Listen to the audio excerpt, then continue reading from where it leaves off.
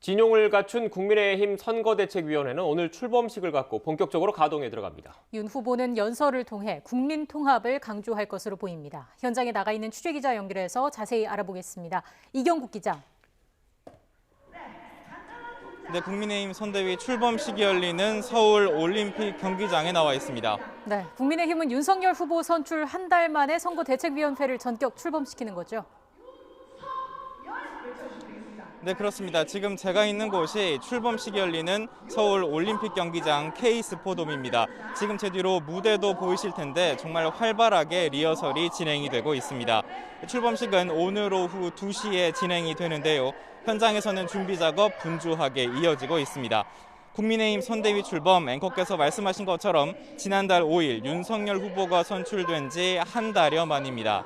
오늘 출범식엔 윤석열 후보는 물론 원톱 김종인 총괄 선대위원장 그리고 이준석, 김병준 공동 상임선대위원장이 한자리에 모입니다. 윤석열 후보는 오늘 20분간 연설을 진행할 예정입니다. 향후 국민의힘 선대위가 추구할 핵심 가치를 밝힐 것으로 보이는데요. 그간 윤 후보가 자신의 SNS에 올린 글들을 보면 무엇을 핵심 가치로 삼을지 엿볼 수가 있습니다. 윤 후보는 오늘 SNS에 정치는 사람이 아닌 사람들이 하는 것이라면서 남녀와 세대, 지역과 이념의 장벽을 뛰어넘는 국민 통합형 선대위를 만들고자 노력했고 운영도 그렇게 하겠다고 밝혔습니다.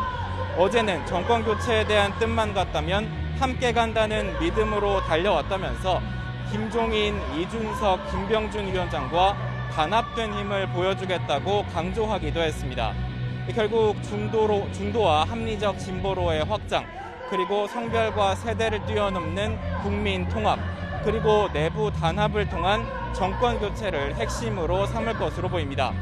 이와 함께 오늘 출범식에서는 2030 세대를 대표하는 시민도 무대 위에 올라 연설을 진행할 계획입니다. 네, 이경국 기자. 막바지 선대위 인선 역시 속도를 내고 있죠?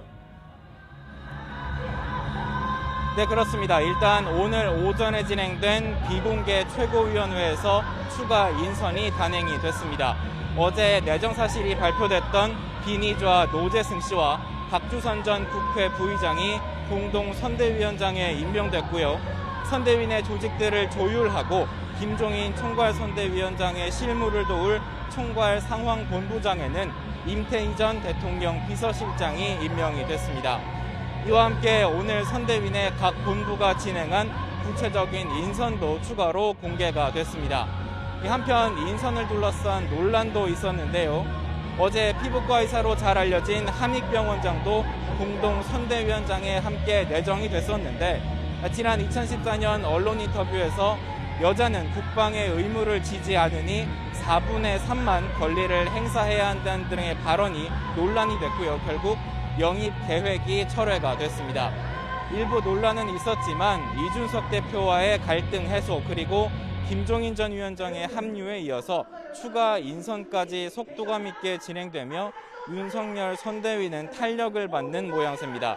윤석열 후보의 행보 역시 더 본격화할 전망인데요.